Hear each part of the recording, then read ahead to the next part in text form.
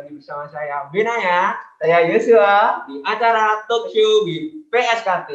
Hari ini PSKT kedatangan mantan ketua PSKT yaitu Mbak Tesalonika Angelika. Shalom semuanya. Nah, puji Tuhan kita ada kesempatan kali ini Bina ya. Ya betul sekali. Memang ngobrol-ngobrol talk show bersama berbagi bersama Mbak Tesalonika. Ya. Ini Mbak Tesalonika mau sharing tentang apa nih? Ya. Kita simak ya. Mungkin Mbak Tesa bisa bercerita tentang pengalaman-pengalaman kehidupan setelah pandemi ini, Mbak. Oke, kehidupan setelah pandemi apa pas pandemi? Ini masih pandemi ya? Iya, sorry. Iya.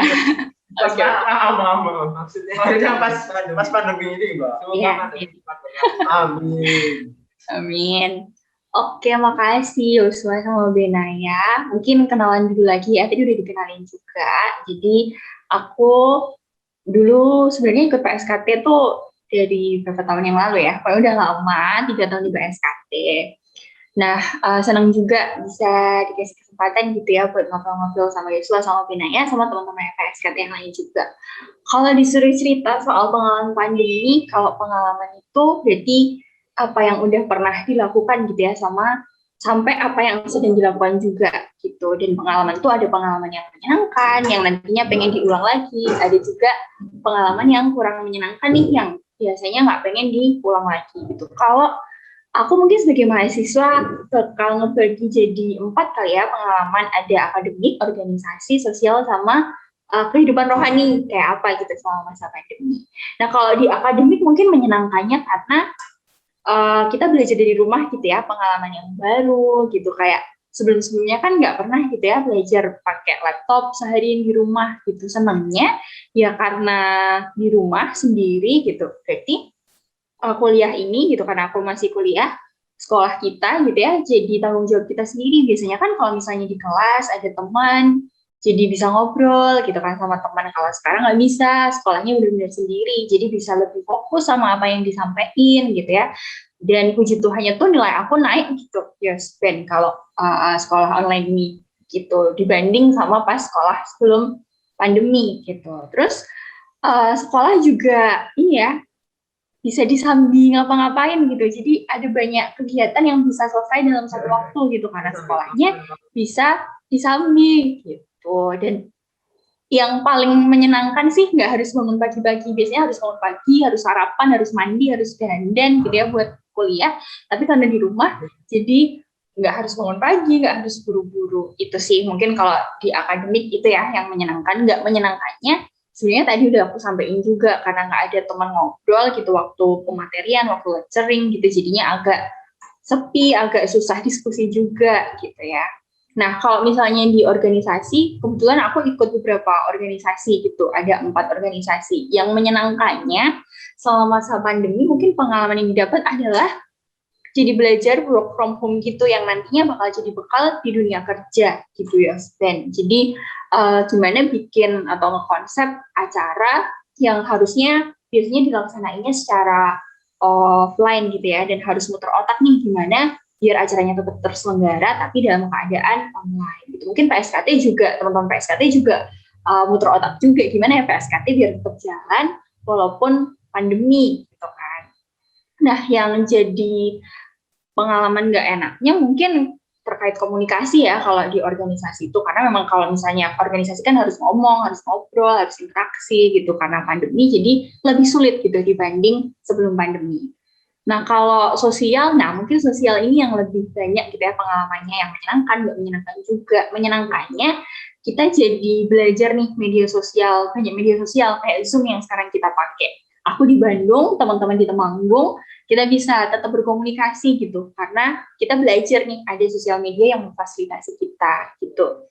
Terus sosial media juga bikin kita keep in touch juga sama teman-teman, karena kehidupan sosial nggak lepas gitu ya dari kita sebagai remaja, anak SMP, anak SMA, anak kuliahan yang memang sedang ada dalam tahap perkembangan untuk bisa berelasi nih sama teman-temannya. Nah, karena pandemi, makanya mau nggak mau nyobain banyak medsos yang bisa memfasilitasi kita untuk tetap bisa ngobrol, tetap jaga kontak sama teman-teman kita gitu. Nah mungkin nggak menyenangkannya ya karena nggak bisa interaksi secara langsung, jadi harus adaptasi sih gitu. Sama kan kondisi vibes rumah itu kan biasanya buat vibes liburan doang gitu ya, nggak buat kuliah gitu. Jadi memang orang-orang di rumah juga harus menyadari gitu, oh anakku kuliah, anakku sekolah nih di rumah. Jadi harus kita sama orang tua yang biasanya nggak jadi satu, harus bisa saling memahami gitu aja sih. Terus kalau misalnya kehidupan rohani mungkin lebih banyak menyenangkannya gitu, karena kalau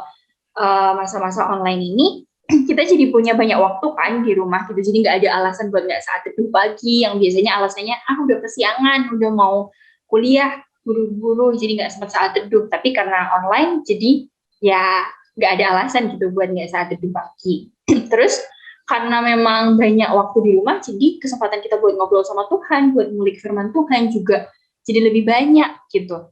Dan mungkin kalau mau boleh sharing, aku sama temen aku jadi ngususin waktu nih seminggu sekali kita belajar Alkitab bareng, kita present worship bareng secara virtual gitu. Karena memang nggak bisa ketemu gitu kan. Jadi ya mau nggak mau, bukan mau nggak mau, tapi puji Tuhan gitu. Karena memang harus kayak gitu. Jadi ya begitulah terjadilah. Nggak sukanya mungkin ibadah online ya, karena ibadah online jadi nggak matok kan, kayak misalnya nanti misalnya kesiangan ya udah nggak apa-apa. Kalau dulu kan harus bangun pagi nih mau ibadah pagi, harus siap-siap. Tapi sekarang kayak ya udahlah nanti bisa. Mungkin itu sih yang pengalaman gak enaknya.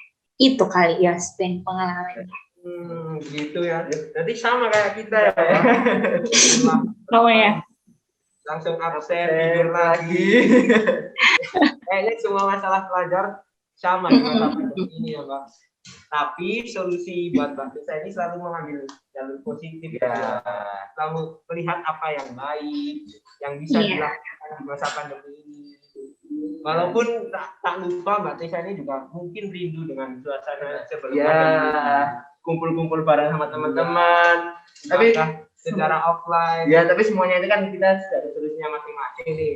Kalau dari Mbak Desa kan tadi kan di akademik, jadi bidang akademik kan pasti kan kalau di rumah itu kayak yang di bidang Mbak Desa tadi kan vibe-nya itu kan kayak hiburan, santai-santai gitu. Ada nggak sih Mbak tips-tips yang buat kita kan masih ada anak muda, masih pelajar juga, kita harus sekolah online nih. Ada nggak biar ya meningkat lah, nggak tidur-tiduran terus. Oke, apa tadi berarti tips apa nih, tips gimana biar nyaman gitu ya sekolah online, biar nggak stres gitu ya. Iya, Mbak. Oke. Apa ya, mungkin dari apa yang udah aku sebutin tadi ya, kayak pengalaman sekolah online gitu yang baru banget dilaksanain terjadi gitu ya di tahun 2020 kemarin, karena sebelumnya belum pernah gitu. Pasti ya tentu apa ya, jadi tekanan, jadi stres juga gitu, karena emang belum pernah belum pernah mengalami gitu. Nah, stres sendiri itu kan reaksi tubuh kita terhadap kejadian atau situasi yang memang belum pernah kita alami, nggak bisa kita prediksi dan nggak bisa kita kendaliin gitu. Tapi teman-teman, kalau misalnya stres itu bisa dikendaliin, maka dia disebut eustress, jadi bisa jadi motivasi. Nah, makanya fenomena pandemi ini gitu ya, khususnya sekolah online seharusnya bisa nih jadi eustress buat kita. Nah, gimana tipsnya? Mungkin kalau sekolah online sendiri, kalau buat teman-teman SMP SMA gitu ya, karena memang masih di usia remaja gitu ya, masih butuh nih orang-orang yang lebih dewasa untuk bisa mengerti teman-teman juga gitu. Mungkin kalau yang bisa aku kasih tahu mungkin terkait ini ya, manajemen waktu teman-teman juga gitu. Gimana bisa manajemen stres juga. Jadi manajemen stres itu adalah cara yang digunakan untuk mengurangi nih dampak buruk dari pengalaman stres yang dirasakan. Gitu. Jadi stres kan tadi ada eustress yang bisa jadi motivasi akhirnya, dan ada distress yang malah bikin kalian makin cemas, makin nanti lama-lama jadi depresi kalau kecemasannya berlebihan gitu. Nah, makanya kita semua perlu punya yang namanya manajemen stres. Gimana caranya? Gimana caranya ya? Sebenarnya tiap orang beda-beda. Cuma yang paling penting buat teman-teman bisa tetap bertahan gitu ya, sekolah online, teman-teman bisa nih mulai dari diri sendiri. Gimana ya biar bisa produktif gitu. Atur manajemen waktu teman-teman seperti apa. Makan makanan yang sehat. Terus teman-teman karena punya banyak waktu di rumah gitu ya, coba temuin hobi teman-teman gitu supaya lebih produktif. Terus olahraga, terus habis itu tidur yang cukup tentunya, istirahat yang cukup. Kalau bisa tuh tidur sama bangun tidur tuh di waktu yang sama gitu. Jadi nanti jam biologisnya bisa lebih baik, nggak keganggu. Teman-teman juga harus bisa jaga kebersihan diri, kebersihan lingkungan juga. Jadi jangan males-males mandi, jangan males-males beresin rumah, beresin kamar gitu. Harus tetap connect sama teman-teman juga karena itulah keadaan tubuh kita yang sehat, lingkungan kita yang sehat, itu akan bikin fokus akan bikin kita lebih fokus buat menjalani aktivitas-aktivitas atau kegiatan-kegiatan kita. Kalau teman-teman mau meditasi juga boleh. Ada nih panduan meditasi yang dikeluarin sama Dr. Andrew Weil yang 478, tahu nggak? Ini udah banyak banget nih. Jadi tarik nafas, pakai hitungan gitu. Bener gitu juga bisa. Dan jangan lupa juga teman-teman harus stay connect sama Tuhan Yesus juga gitu. Karena kalau di Alkitab bilang kan, kalau Tuhan itu pokok anggur, kita ranting-rantingnya. Ranting bisa berbuah kalau dia punya nutrisi nih, bisa dapat nutrisi dari pokoknya. Kita juga gitu teman-teman. Kita bisa penuh sukacita, kita bisa tetap terus damai sejahtera, kita bisa dikuatkan kalau kita juga deket nih, lekat nih, erat nih sama pokok kita yaitu Tuhan Yesus gitu. Kita harus punya hubungan yang intim, rajin bersekutu, rajin saat teduh paginya, puji-pujian, baca Alkitab di malam hari, taat sama apa yang Tuhan lakuin. Itu juga bisa loh teman-teman ngurangi stres. Itu sih mungkin kalau dari aku. Yes, Ben. Desa ini kan urusan psikolog ya. Jadi sarannya kurang lebih kayak dunia psikolog. Yang mengubah bisa ditangkap nggak ya? Maksudnya terlalu bahasanya terlalu bukan. Tadi kan yang kita bilang kan kalau kita stres itu kan ada yang dijadikan motivasi buat diri mengubah kita. stres menjadi motivasi untuk kita berkarya, untuk kita bekerja lebih lagi lah. Dan juga tadi kayak ngomong di Alkitab bahwa kita itu ranting-rantingnya Tuhan. Ya. Jadi selama kita menempel di Tuhan nggak mungkin lah. Dengan dari kita stres, depresi itu nggak akan mungkin. Jadi teman-teman yang di sana, yang di rumah, yang mungkin lagi hari ini kok nilainya kok kayak gini, nggak percaya diri, terus pandemi nggak berakhir. Ya, aku stres nih, harus gimana? Ingat tadi yang dikatakan Mbak Desa itu meditasi. Bukan. Setelah satu caranya, tapi yang paling penting itu kita tetap terhubung sama Tuhan karena yang diilustrasikan sama Mbak Desa. Tadi kan juga Mbak Desa kita kayak kumpul online, terus kita baca Alkitab bareng gitu. Kayak circle-nya itu kok vibes-nya rohani banget gitu ya. Puji Tuhan ya, puji Tuhan. Apa di video? Mungkin kayak apa ya, kayak gimana sih membangun circle yang bisa kayak gitu. Benar-benar. Tadi pertanyaannya adalah gimana cara bisa membangun circle yang saling membangun gitu ya. Kalau aku tuh sebenarnya ngebeda ini teman-teman, mana teman-teman yang bisa diajak main, teman-teman yang bisa diajak belajar, sama teman-teman yang bisa diajak bertumbuh gitu. Jadi nggak masalah kok kamu nggak cuma punya satu circle, kayak nggak usah merasa nggak enak juga teman-teman yang biasa diajak untuk belajar, nggak diajak untuk main misalnya, nggak usah mikir nggak enakan gitu, karena emang kan hidup punyamu ya gitu. Jadi tentuin aja kayak mau sama siapa aku bertumbuh, mau sama siapa aku belajar, mau sama siapa aku main-main gitu. Jadi kalau aku sih ngebedain itu gitu. Jadi di ketiganya untuk belajar ya aku cari teman-teman yang memang lebih mampu dari aku, atau yang membuat aku bisa learning, yang membuat aku bisa belajar juga dari apa yang dia lakuin. Cari teman-teman yang kayak gitu. Jangan takut untuk aku nggak bisa apa-apa, aku nggak sepinter dia, aku nggak kayaknya nggak akan nyambung deh kalau ngomong sama dia gitu. Nggak apa-apa, coba dulu aja. Kalau memang kamu merasa butuh bantuan teman-teman yang lebih pintar, juga ngomong aja, aku pengen bergaul sama kamu, karena aku tahu kamu lebih mampu daripada aku minta tolong dong diajari ini, atau saling bertukar pikiran lah soal belajar gitu ya. Terus kalau misal teman untuk main, juga kayak nggak semua teman tuh cocok gitu ya diajak main gitu. Ada yang emang cocoknya untuk belajar aja, diajak main nggak seru gitu.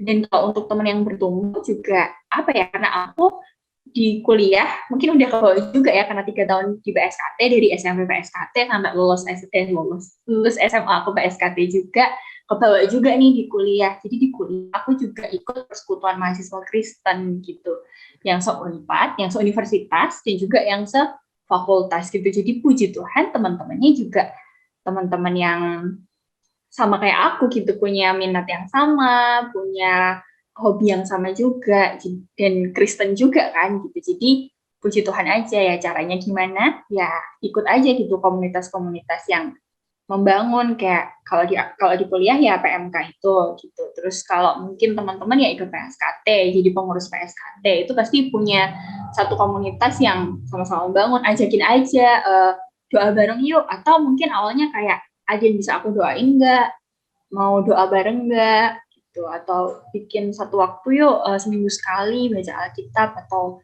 ngabisin baca Alkitab yuk dari perjanjian baru aja, dari Matius sama Wahyu misalnya kayak gitu. Ajak aja gitu, dimulai dari teman-teman sendiri dulu. Kalau misalnya emang nggak mau ya udah gitu, cari yang lain pasti ada. Jadi jangan takut untuk mulai lebih dulu. Mungkin itu ya, yes, Ben. Ini sangat memang masuk ya. Teman itu yang bisa ya main, yang ibadah ya ibadah. Jangan teman main beda agama diajak ibadah. Dan juga pastinya teman-teman itu juga teman yang membangun, bukan teman yang kalau merusak ya udah tinggalin aja. Pinter-pinternya kita karena ini hidup kita gitu loh. Ya, itu yang dibilang Mbak Nesa tadi juga, kita ini kan hidup kita, berarti kita juga yang menentukan hidup kita mau bagaimana. Yang megang tanggung jawab ya kita. Iya. Siapa lagi kalau bukan kita. Ngomong-ngomong soal kita, waduh. Jinnya.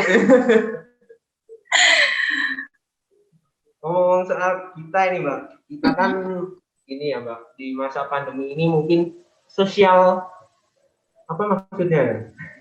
Apa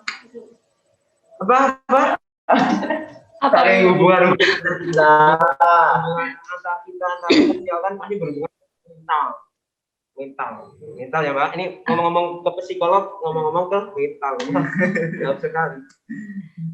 Di masa pandemi ini kan kalau offline kan kita bisa curhat ke teman mungkin, atau mungkin ke teman jauh atau ke guru-guru mungkin, tapi kalau sekarang kan sulit nih. Jadi gimana sih mengatasi kita yang mental di masa pandemi ini supaya tetap kuat menghadapi pencobaan yang tidak bisa kita sharingkan ke teman-teman karena masa yang sulit ini, Mbak.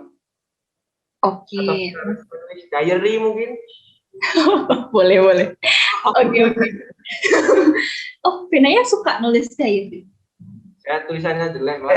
Jadi kalau nulis. Oke, tapi nggak salah loh, Ben. Jadi salah satu cara biar kita sehat mental gitu ya, banyak yang bilang journaling itu juga bisa apa ya, bikin kita untuk lebih mindful sama diri kita sendiri gitu. Tapi selain journaling juga sebenarnya kita harus mengidentifikasi dulu kayak sebenarnya apa ya yang bikin kita tuh nggak sehat secara mental. Mungkin bikin kita stres, bikin kita tertekan gitu kan, atau akhirnya sakit gitu, karena stres itu kan memang nyerangnya ke imun gitu ya, yang akhirnya bisa jadi sakit fisik gitu. Diidentifikasi dulu gitu, kira-kira apa ya yang bikin ini. Misalnya makin stres nih lihat medsos, karena medsos orang-orang isinya pamer-pamer semua, bikin dalgona, bikin makanan-makanan apalah itu, sedangkan kita nggak bisa bikin apa-apa, misalnya kita nggak punya uang gitu, atau ini kapan ya COVID-nya selesai, mikirin ketidakpastian, terus mikirin berita-berita hoax juga yang kadang nggak benar tentang COVID yang dilebih-lebihkan juga, mungkin itu juga bisa bikin stres. Nah, gimana caranya untuk sehat secara mental? Ya sebenarnya kamu harus perlu sehat secara fisik juga dulu gitu. Setelah identifikasi apa yang menyebabkan kamu nggak sehat secara mental, misalnya tadi kayak nonton medsos tuh nggak bikin sehat, ya udah diatur gitu waktunya untuk medsos, diatur konten yang ditonton apa. Dan sebenarnya balik lagi ke tadi sih, manajemen stres tadi gitu. Ketika fisik kamu sehat gitu ya, kalau bisa produktif, makan makanan yang bergizi, terus habis itu tidur yang cukup, punya biological clock yang baik, kayak bangun pagi, habis bangun pagi di waktu yang sama tiap hari, olahraga, sekolah yang benar, gitu kan, terus nanti ngelakuin hobi, terus habis itu tidur yang cukup, di jam yang sama juga, jangan malas mandi, pokoknya harus bersih, harus lingkungan sekitar kita juga bersih, lakuin protokol kesehatan, rame gitu ya akhir-akhir ini kayak filosofi mungkin mengikuti gaya hidup stoicism gitu yang baru-baru ini agak in gitu ya, yang di situ bilang yang bisa kita kendaliin cuma pikiran dan tindakan kita gitu. Jadi ya udah fokusnya sama pikiran sama tindakan kita, apa yang dari eksternal yang nggak bisa kita kendaliin ya udah gitu. Yang bisa kita lakukan kan cuma menilai, menanggapi dan bereaksi terhadap faktor eksternal itu. Jadi ya udah identifikasi dulu. Pertama apa yang bikin stres, apa yang bikin nggak enak, apa yang sekiranya mengganggu gitu. Baru setelah itu gimana bereaksi, dinilai dulu. Kira-kira gimana ya, ini apa ya, terus ditanggapinya dengan bereaksi, gimana ya caranya supaya aku nggak merasa down lagi setelah membaca postingan orang-orang, membaca berita, kira-kira harus gimana ya, gitu sih mungkin. Oh gitu, Mbak. Karena dari artikel yang saya baca, masa pandemi ini banyak pemuda mati bukan karena corona, karena mentalnya. Iya, benar. Saran dari Mbak Tisa ini bisa ya, yang mau jangan yang mau. Ya, mungkin mentalnya kena, jangan mengakhiri hidup, tapi mungkin yang tadi bilang Mbak Tisa itu bisa membantu kita untuk ada semangat. Iya, ada semangat hidup lah ya. Jadi kan yang penting itu kan kita menjaga stres kita gitu ya. Kembali lagi ke itu, kita lagi bisa men-stop apa yang membuat mental kita jatuh, kita menyingkirkan apa yang membuat kita stres kan, Bang. Identifikasi dulu baru gimana kita bereaksi dan kita bertindaknya bagaimana. Kita bertindak. Ya. Tapi Mbak, ini menurut pengalaman aku waktu jadi pelajar, aku ini nih kadang stresnya tuh bukan gara-gara terlalu banyak tugas atau bagaimana, tapi tidak bisa mengatur waktu, Mbak. Misal kayak kita harus pagi itu harus sekolah, terus siang itu nanti ada kegiatan lain, sore harus apa, mungkin di rumah, Mbak. Ya, konsentrasinya mungkin terbagi antara sekolah dan rumah, Mbak. Nggak bisa mengatur waktunya gitu, Mbak. Mungkin Mbak Tessa punya kayak saran, tips-tips seperti tadi. Oke. Mbak Tessa, yang dari Mbak Tessa bisa di-sharingkan ke kita, Mbak. Oke. Mungkin aku nambahin yang tadi dulu ya, kan sama Yosua. Jadi kan Yosua sama Benaya juga ngomong kita nggak bisa ketemu sama orang lain karena pandemi gitu. Aku juga mau nekenin bahwa interaksi sama orang lain juga perlu banget untuk kesehatan mental gitu ya. Kalaupun nggak bisa ketemu, bisa ngobrol lewat media sosial juga. Kalau misalnya teman-teman udah sampai stres banget nggak tahu mau cerita sama siapa, bisa langsung hubungin ke profesional yang lebih ahli gitu. Kalau emang stresnya tadi ya sampai di stres gitu, nggak stres tapi malah di stres gitu. Oke, yang ini terkait ngatur waktu gitu ya, tadi yang jadi masalah karena nggak bisa ngatur waktu, jadi akhirnya berat, kayak berbeban banget gitu kan. Mungkin kalau dari aku juga masih bergumul gitu ya, masih ada masalah juga di bagian mengatur waktu gitu, kayak jadi permasalahan setiap pelajar juga gitu ya. Mungkin aku nggak punya tips, tapi aku pernah dapat tips gitu dari selama aku berkuliah gitu ya di psikologi. Itu tuh ada yang namanya 4 skala kuadran prioritas gitu ya sama Ben. Mungkin aku kasih gambarnya ya kalau aku ada, bentar. Perhatikan baik-baik. Perhatikan nih. Catat, nggak perlu catat. Ini kelihatan nggak ya? Ya, ini. Ya, diingat-ingat ya. Itu jadi ada 4 kuadran, ada kuadran 1 yang merah, 2 yang biru, 3 hijau, 4 yang kuning. Kita bahas satu-satu gitu ya. Yang pertama itu yang merah itu adalah kuadran yang penting dan mendesak gitu, atau biasanya disebut sebagai atau apa ya namanya, slogannya tuh do it now gitu. Jadi teman-teman bisa tulis nih di kuadran ini kegiatan, aktivitas atau apa-apa aja yang emang harus buru-buru diberesin. Misalnya nih teman-teman punya tugas suruh bikin PPT presentasi untuk besok lusa, sama teman-teman juga punya tugas untuk bikin makalah 2 minggu lagi. Nah, berarti yang harus teman-teman kerjain sekarang adalah yang PPT dong. Nah, teman-teman bisa nih tulis di situ. Jadi, tulis di kuadran 1 ini adalah hal-hal yang memang harus banget, buru-buru banget dikerjain, gitu. Yaitu penting dan mendesak. Nah, kita pindah ke yang kedua, kuadran 2. Itu ada penting tapi nggak mendesak. Tulis lagi di situ, kayak apa ya, tugas atau hal-hal yang sekiranya penting tapi nggak mendesak. Misalnya kayak tadi, tugas yang jangka waktunya agak lama, yang bisa teman-teman cicil kerjaannya. Itu bisa ditulis di situ. Pokoknya di teman-teman set time, ya, jangan sampai prokrastinasi, pokoknya jangan menunda-nunda. Harus dicicil, jangan SKS gitu. Nah, terus itu tadi yang nggak penting, penting tapi tidak mendesak. Nah, terus yang kuadran 3 yang bawah, dia mendesak nih, tapi nggak penting sebenarnya. Nah, misalnya apa ya contohnya? Kayak Yosua nih, Yosua ketua PSKT ya. Yosua harus nge-follow up nih divisi-divisi yang ada. Gitu. Itu penting gitu. Tapi sebenarnya nggak terlalu mendesak banget, karena PSKT mah sebulan sekali gitu kan. Ibadahnya juga sekali juga dalam sebulan gitu misalnya. Itu penting, tapi sebenarnya nggak mendesak. Jadi Yosua bisa mengerjakannya nanti setelah yang di kuadran 1 udah Yosua kerjain dulu gitu. Atau misalnya ada orang lain, ada wakilnya Yosua. Benaya wakilnya Yosua bukan? Bukan. Ya, iya. Oh iya. Oke. Nah, ada Benaya nih, mungkin bisa minta tolong Benaya lah gitu. Maksudnya ada orang lain yang bisa membantu kamu, ya udah minta tolong aja gitu. Tapi kalau nggak bisa ya tadi kerjainnya nanti setelah yang di kuadran 1 udah beres dulu. Gitu. Nah, yang terakhir itu ada yang nggak penting dan nggak mendesak. Nah, ini yang biasanya kita menghabiskan waktu banyak di sini.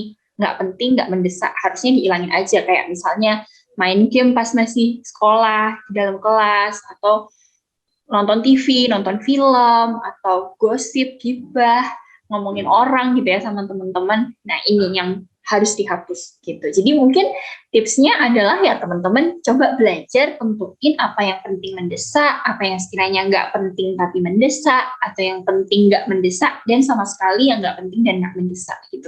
Mungkin sulit tapi bisa dicoba gitu. Jadi teman-teman tahu nih porsi pekerjaan, tugas, hal-hal yang memang harus dilakukan dulu sebelum melakukan hal-hal yang lain. Itu sih mungkin dari aku dan Amayas. Bisa dipahami nggak ya? Terlalu ribet nggak ya? Enggak, Mbak. Sangat-sangat bisa dipahami, Mbak. Oke. Pertama itu kita harus pisah-pisahkan dulu. Mana yang paling penting dan mendesak. Terus habis itu kita tuh harus benar-benar kerjain hari ini juga. Kalau satu masih menunda kan nggak kelihatan. Nah, itu teman-teman. Yang kedua itu apa tadi, Ben? Yang kedua. Ayo. Apa ya semua? Apa ya semuanya? Ya itu tadi ya itu mendesak, tapi bisa dititil. Nah, kita harus titil, tapi nggak boleh kita harus ya udah nanti dulu, nggak bisa. Kita harus titil itu karena itu penting dan bisa dititil. Dan yang ketiga itu bisa kayak aku nih sebagai ketua PSKT dan kamu sebagai wakil, kayak ada urusan PSKT, ibadah PSKT, selagi kita masih bisa urusan itu ya penting tapi bisa diminta tolong orang lain, kenapa tidak? Kita kan juga makhluk sosial gitu. Dan yang terakhir itu ya jadi itu yang sering kita lakukan, anak-anak muda kita lakukan tuh kita terbalik ya itu malah akhirnya di yang pertama ya gosipin orang itu penting itu ya. Mungkin main game terlalu ya terus lihat sosmed rebahan, kadang kan kita juga lupa gitu. Terus wah ya sudah nanti. Ya, itu padahal salah kaprah teman-teman. Jadi dunia kita juga mendapatkan ilmu dari Mbak Tessa, bagaimana kita cara mengatur yang tadi stres yang pertama, bagaimana kita cara mengatur stres, terus kita mental kita itu juga tergantung dari kita sendiri, mau gimana hidup kita, masa depan kita itu tergantung kita sendiri. Makanya teman-teman, kalau ada ilustrasi gini atau kalau penyesalan itu di belakang, tapi kalau pendaftaran itu di depan. Makanya teman-teman, Pak itu Yosua. Kalau masa depanmu mau cerah, nggak suram, itu tuh nggak bisa bersanyak, tapi kita bisa mulai titil dari sekarang. Yang seperti tips-tipsnya yang sudah di-share-kan dari Mbak Tessa, menjaga mental, stres bagaimana. Yang terpenting itu kita tetap melekat pada Tuhan. Itu kunci yang paling utama. Iya, gitu ya. Terima kasih. Tadi Mbak Tessa sudah share pengalamannya, share juga tentang apa sih yang harus kita lakukan dan juga tentang mental yang paling penting. Kalau mau share ke saya, nomornya di bawah ini. Yang terakhir, gimana kita mengatur waktu. Itu yang bisa Mbak Tessa sampaikan untuk pada hari ini karena waktu juga sudah sore ya. Mungkin kita Mbak Tessa bisa bilang terima kasih dalam bahasa Sunda. Ini baru di Bandung kan Mbak Tessa? Oke. Terima kasih aja. Bahasa Bandung. Ya. Oke, pokoknya sebelumnya mungkin aku mau ingetin ya, teman-teman di masa pandemi ini kudu wajib iman, wajib aman, dan wajib imun. Gitu. Jadi harus sehat secara iman, harus aman juga ngelakuin protokol kesehatan, jaga dirinya, dan juga imun, jaga kesehatan fisiknya. Gitu. Hatur nuhun teman-teman PSKT. Iya kan, Tuhan berkati ya. Makasih. Shalom. Sehat-sehat semuanya. Talk show with PSKT berikutnya.